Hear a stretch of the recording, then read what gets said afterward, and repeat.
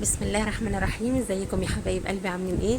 يا رب دايما تكونوا بخير وصحه وسعاده، ويا رب ايامكم اللي جايه تبقى اسعد بكتير جدا من الايام اللي فاتت. وحشتوني جدا جدا من الفيديو اللي فات، وبتمنى لكم السعاده في كل وقت. ان شاء الله النهارده هقدم لكم اكله بسيطه جدا، اكله لا غنى عنها في يوم الاجازه، وهي الفول المدمس وكل تكاته وحركاته. بس يا ريت قبل ما نبتدي الفيديو يا ريت تعملوا لايك، واللي لسه ما اشتركش في القناه يا ريت ينزل على الزرار الاحمر على كلمه اشتراك، وكمان يدوس على كلمة الكل عشان يوصل لكم كل حاجة جديدة بعملها. وان شاء الله كل حاجة اعملها تعجبكم بإذن الله. ونسمي الله ونبتدي مع بعض الفيديو. انا عندي حوالي نص كيلو من الفول المدمس.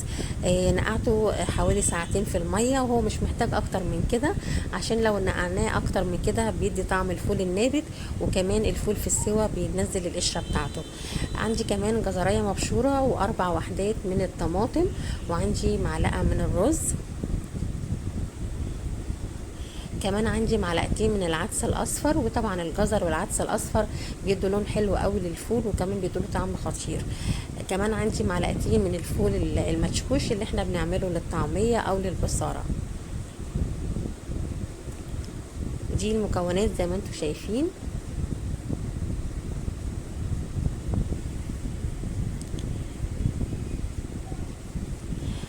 طبعا انا هفضي الميه بتاعه النقع، وكمان هغسله مطرح ما نقعته. طبعا انا بوريلكم ان الفوله ابتدت ان هي تطرى شويه بعد ما نقعتها ساعتين، يعني مش محتاجه وقت اكتر من كده. انا كده صفيت الميه، وكمان غسلته مره تانية مطرح ما نقعته. وهنروح على البوتاجاز. انا بس يعني سخنت ميه، وهبتدي ان انا انزل عليها بالفول بتاعنا.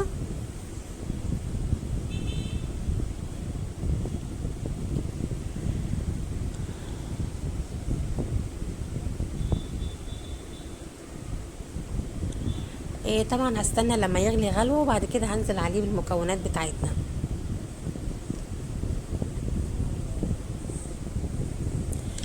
طبعا انا عملته في الحله. يعني انا قلت اجربه معاكم، انا اول مره بصراحه اعمله في الحله. بس لقيته والله طعمه برضو حلو، ما يختلفش عن الدماسه. فقلت اجربه معاكم. طبعا انا بحط كميه الميه بزياده عشان خاطر الفول يستوي براحته. طبعا التكه بتاعه الفول بتاعتنا بقى، او السر من اسرار الفول، ان احنا بنحط له نص معلقه صغيره من السكر عشان خاطر يساعد في عمليه التسويه. بعد كده ببتدي ان انا انزل بالمكونات بتاعتنا. نزلت بالفول المدشوش، يبقى ان شاء الله مره نعمل مره طعميه ومره بصاره. وكمان بنزل بالعدس بتاعنا، وزي ما قلت لكم العدس والجزر بيدوا لون حلو قوي للفول، وكمان بيدوا له طعم جميل جدا. غير طبعا الفيتامينات بتاعه الجزر بتدي فيتامينات حلوه قوي. زي ما انتم شايفين الجزرية اصلا لونها جميل جدا. بعد كده بنسيب الفول لحد ما يغلي غلوتين على نار عالية، وبعد كده بننقله على العين الصغيرة. بنخلي النار يا دوبك شعلة كده بسيطة، وبنسيبها بقى مع نفسها. يعني الفول يستوي مع نفسه، ما نفتحش عليه، لانك انت حاطه له المية بزيادة وتمام خالص. وبعد كده بنسيبه بقى يستوي مع نفسه، بعد 4 ساعات او 3 ساعات مثلا نفتح عليه وكده. بس المهم ان النار تبقى يعني شعلة عشان خاطر ما تحرقش مننا. وزي ما انتم شايفين الميه بتاعته يعني ميه بزياده، عشان خاطر الفول ياخد راحته في السوا. وده كده الفول بتاعنا بعد ما استوى. شكله طبعا زي ما انتم شايفين لونه جميل جدا، والفوله مستويه وطبعا محتفظه بالقشره بتاعتها. طبعا اكله نظيفه ومضمونه في البيت، ومش محطوط لها اي مكونات غير طبيعيه، يعني كلها مكونات طبيعيه من البيت. ومكونات كمان مغذيه زي الجزر. وحاجه ضامنينها وضامنين نظافتها، وحاجه بيبقى طعمها جميل جدا. احنا بقى هنبتدي نعمل شويه فول بالطماطم، او الفول بالقوطه، بتبقى طعمها جميل جدا. هنحط معلقتين من الزيت على النار.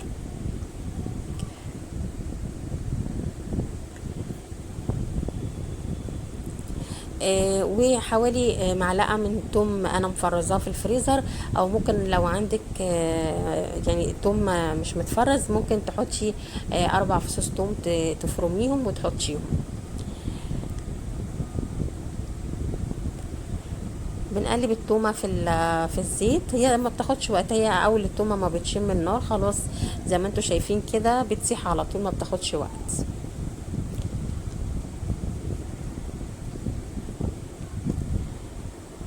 يا ريت ما تنسوش تعملوا لايك للفيديو واحنا بنتفرج مع بعض.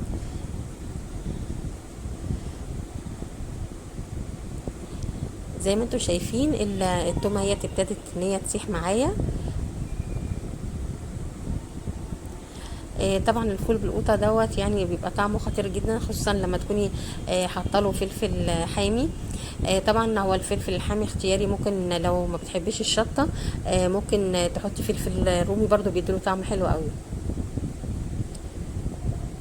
طبعا احنا بنقلب التومه في الزيت لحد ما تبتدي يعني تدي لون اصفر بسيط، وبعد كده بننزل عليه بالفلفل الحامي، وبنقلبه تشويحه مع بعض لحد ما التومه تدينا اللون الذهبي الجميل.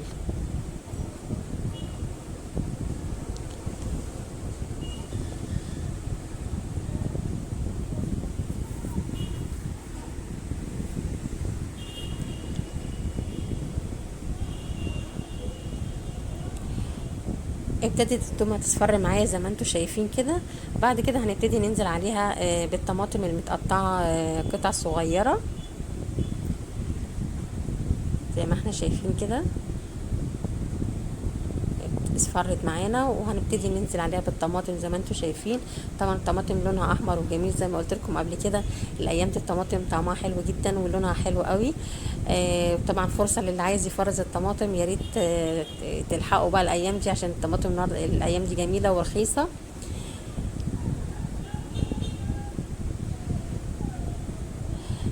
طبعا احنا بنقلب الطماطم مع الزيت والثوم لحد بس ما الطماطم تدبل، وبعد كده بننزل عليها بالملح بتاعنا، طبعا بتحدي حسب ما انت عايزه.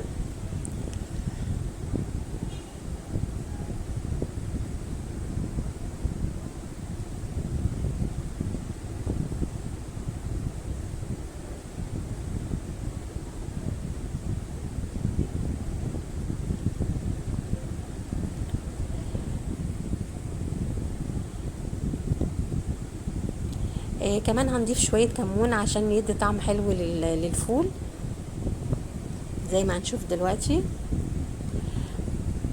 طبعا كل ما الطماطم بتتسبك بتدي طعم حلو قوي للفول، فما تستعجليش عليها يعني عشان خاطر ما تبقاش طعمها ني في الفول. دي رشه الكمون اللي احنا حاطينها عشان تدي طعم حلو.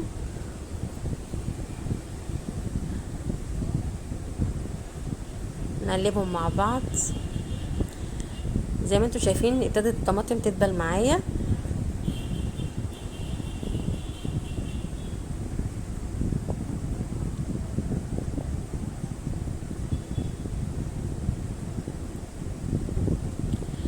بعد كده هبتدي ان انا انزل عليها بالفول بتاعنا زي ما انتم شايفين لونه جميل، والفوله زي ما هي صحيحه والقشره بتاعتها موجوده واللون بتاعها جميل جدا، والفوله مستويه وتمام التمام زي ما بيقولوا.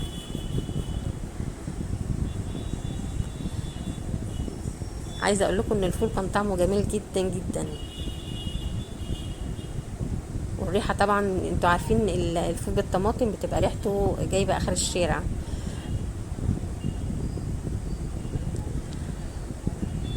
طبعا بتمنى ان الفيديو يعجبكم، ويا ريت ما تنسوش تعملوا لايك، واللي لسه ما اشتركش في القناه يا ريت يشترك معايا ويفعل الجرس عشان يوصل لكم كل حاجه جديده ان شاء الله.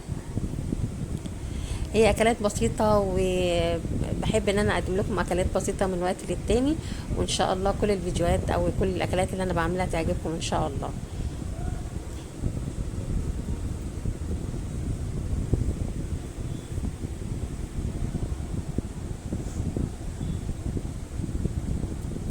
هنسيب الفول بقى يغلي غلوتين كده عشان خاطر يشرب من الطماطم ومن الثوم والفلفل عشان يدي طعم حلو. وهنعمل كمان طبق فول بالزيت والليمون والكمون والملح. انا حطيت دلوقتي طبق الفول، وحطيت معلقه صغيره من الملح او نص معلقه عشان ما يبقاش حادق، وحطيت كمون، وكمان هنحط شويه شطه للي عايز.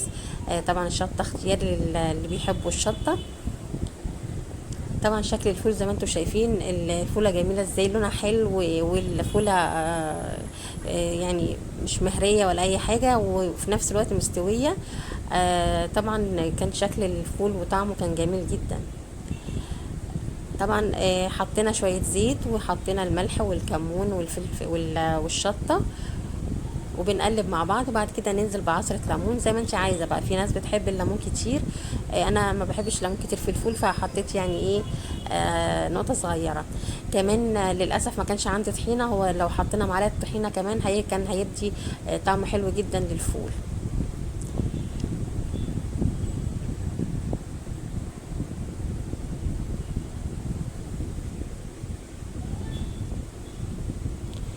طبعا الفول ليه طرق كتير قوي، ممكن تعمليه بالزبده، ممكن تعمليه بالبيض المقلي، ممكن تعمليه بالسجق، يعني بالطماطم. يعني ليه طرق كتير جدا بالزيت الحار. ان شاء الله برضو نبقى نعمل حلقه ونعمل الطرق المختلفه للفول. انا حطيت عصره ليمونه صغيره زي ما قلت لكم. وطبعا انت بتعصري بقى الليمون زي ما انت عايزه.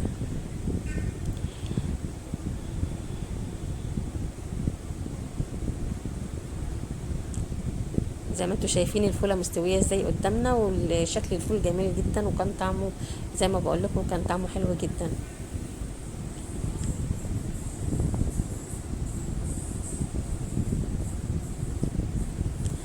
وده شكل الطبق النهائي بتاعنا، ده الشكل النهائي بتاعه.